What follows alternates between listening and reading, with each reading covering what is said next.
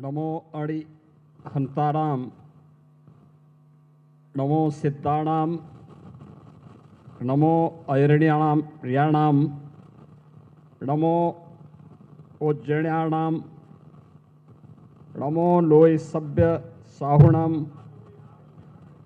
ऐसो पंच नमोकारो सभ्य पाव प्यसणो मंगणाम च सभ्य सीम पठम हवय मंगलम। जय जिनेन्द्र। भारत माता की, भारत माता की, भारत माता की।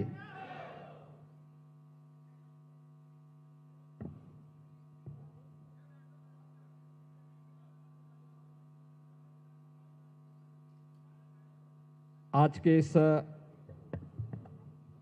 पंच कल्याणक महामहोत्सव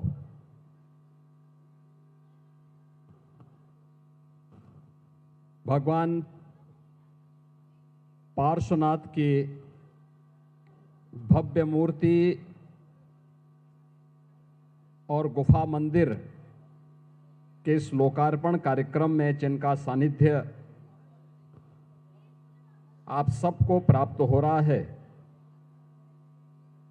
ऐसे पूज्य आचार्य श्री प्रसन्न सागर जी महाराज, उपाध्याय मुनि श्री पीयूष सागर जी महाराज, प्रवर्तन मुनि श्री महत सागर जी महाराज, निर्यापक मुनि श्री नौपदम सागर जी महाराज, मुनि श्री अप्रत्य सागर जी महाराज, मुनि श्री परिमल सागर जी महाराज, मंचस्थ अन्य इस परंपरा से जुड़े हुए सभी महानुभाव, इस समारोह में मेरे साथ उपस्थित उत्तर प्रदेश सरकार के हमारे मंत्रिमंडल के सहयोगी श्री सुनील शर्मा जी, नरेश कश्यप जी, माननीय सांसद अतुल गर्ग जी, माननीय विधायकगण श्री नंदकिशोर गुर्जर जी, अजीत पाल जी, पूर्व सांसद रमेश चंद तोमर जी, भारतीय जनता पार्टी के महानगर के अध्यक्ष मयंक गोयल जी और उपस्थित सभी श्रद्धालुजन, बहनों और भाइयों, ये मेरा सौभाग्य है कि आज मुझे इस गुफा मंदिर में भगवान पार्श्वनाथ और क्रांतिकारी संत पूज्य तरुण सागर जी महाराज की स्मृतियों को नमन करने का सौभाग्य प्राप्त हुआ है।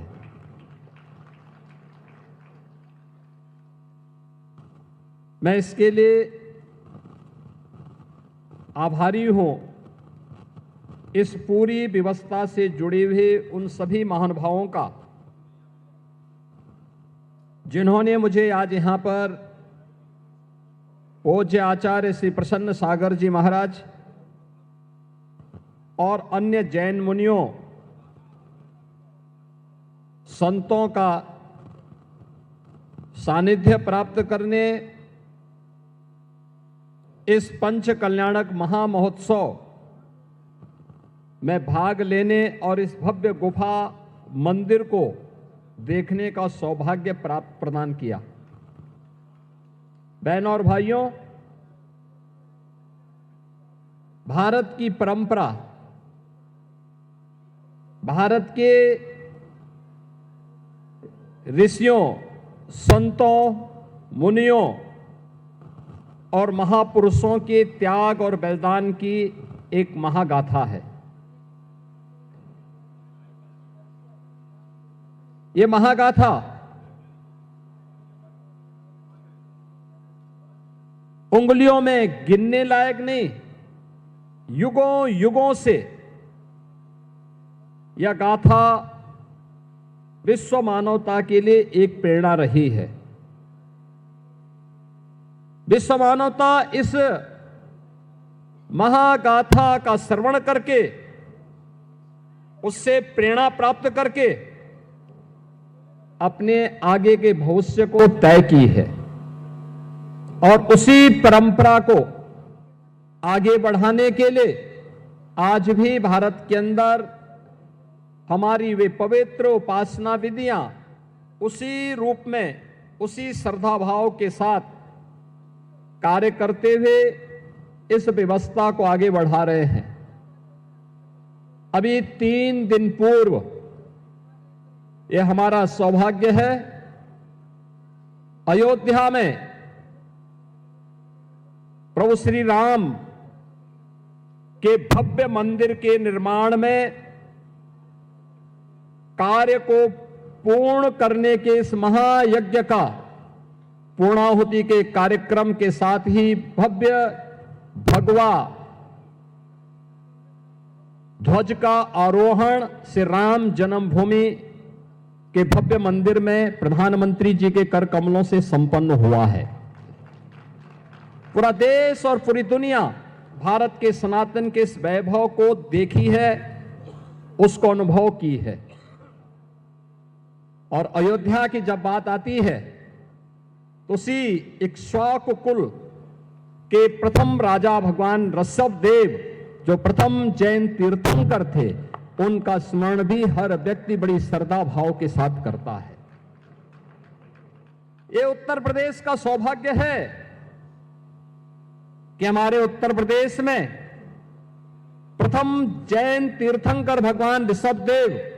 और अयोध्या में 4 ऐसे पवित्र जैन तीर्थंकर उसी अयोध्या की धरती में पैदा हुए। काशी, जो दुनिया की आध्यात्मिक नगरी कही जाती है, उस काशी में 4 जैन तीर्थंकरों को अवतरित होते हुए दुनिया ने देखा है। अभी पिछले दिनों मुझे श्रावस्ती जाने का अवसर प्राप्त हुआ था। वहां पे बर्फ ही भगवान संभवनाथ जी का जन्म जैन तीर्थंकर के रूप में, उनका जन्म उसी श्रावस्ती की धरती पे हुआ था। भगवान महावीर का जन्म यद्यपि वैशाली में हुआ, लेकिन महापरिनिर्वाण उन्होंने उत्तर प्रदेश के कुशीनगर के पावागढ़ में लिया था। और आज मुझे बताते हुए प्रसन्नता है कि हमारी सरकार ने उस फाजिल नगर का नाम, जहां भगवान महावीर ने अपना महापरिनिर्वाण लिया था, उसे हम पावा नगरी के रूप में हम लोगों ने उसके नामकरण को आगे बढ़ाने की कार्रवाई को आगे बढ़ाया है। यानी ये 24 जैन तीर्थंकर जिन्होंने समाज को एक नई दिशा दी, जिन्होंने करुणा की, मैत्री की, अहिंसा की, जियो और जीने दो की एक प्रेरणा विश्व मानवता को दी। और केवल मनुष्य ही नहीं, बल्कि प्रत्येक जीव जंतु के लिए एक नई प्रेरणा प्रदान की। वह आज भी उसकी प्रासंगिकता उसी रूप में बनी हुई है। हमें इस बारे में जरूर ध्यान रखना होगा कि अगर मानव सभ्यता को विकास की नित नई ऊंचाइयों तक पहुंचना है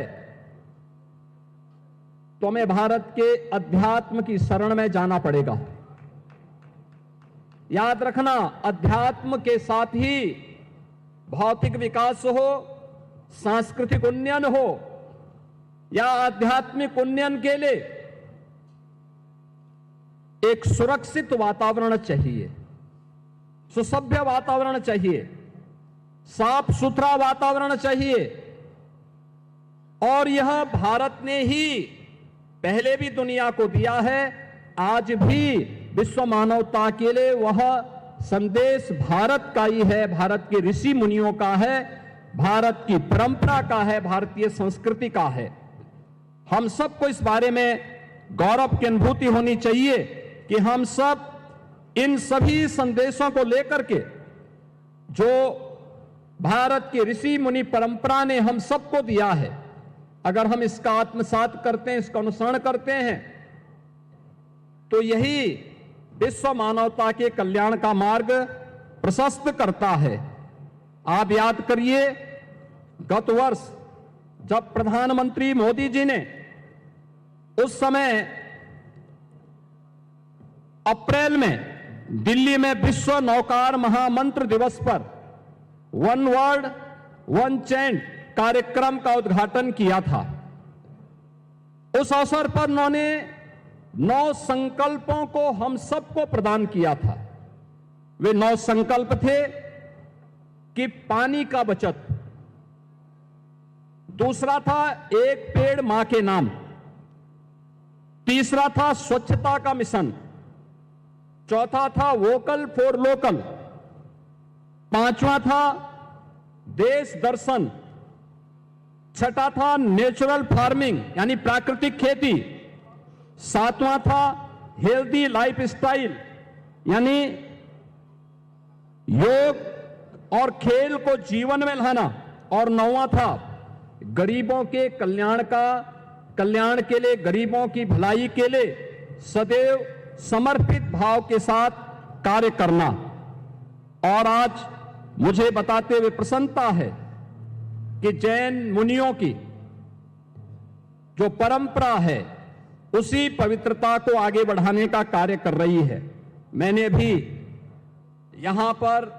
जब मैं आया था, मैंने आचार्य श्री प्रसन्न सागर जी महाराज, उपाध्याय मुनि श्री पीयूष सागर जी महाराज की दिनचर्या को देखा है, और मैंने जो देखा उनके बारे में सुना। जो मैं देख रहा था कि 557 दिनों की कठोर साधना, 496 दिनों की निर्जल उपवास, तप, अनुशासन और आत्म संयम का एक अद्भुत उदाहरण इसमें हमें देखने को मिला है। ये चीजें दिखाती हैं कि अगर हम संकल्प ले लें तो पिंड माही ब्रह्मांड समाया, यानी सब कुछ जो कुछ हमें बाहर दिखाई दे रहा है वह सब कुछ हमें इस शरीर में अनुभव होते हुए दिखाई देगा। और यह मुझे प्रसन्न सागर जी महाराज की साधना के माध्यम से देखने और अनुभव करने का अवसर प्राप्त हुआ है। मैं आज के इस अवसर पर जब इस पवित्र कार्यक्रम में पंच कल्याणक महामहोत्सव में मुझे भाग लेने का अवसर प्राप्त हुआ है, यहां पे मुझे भगवान पार्श्वनाथ और क्रांतिकारी संत तरुण सागर जी महाराज के इस पावन गुफा मंदिर के लोकार्पण के समारोह में भाग लेने का अवसर प्राप्त हुआ है। मैं आयोजकों को इसके लिए हृदय से धन्यवाद देता हूं, आप सबके प्रति अपनी शुभकामनाएं देता हूं, पंच कल्याणक महामहोत्सव के प्रति अपनी शुभकामनाएं देता हूं, और पूज्य आचार्य श्री प्रसन्न सागर जी महाराज और उनसे जुड़े हुए सभी अन्य जैन मुनियों को यहां पर नमन करते हुए उनका अभिनंदन करता हूं, स्वागत करता हूं। धन्यवाद। जय हिंद। निश्चित आदरणीय योगी जी ने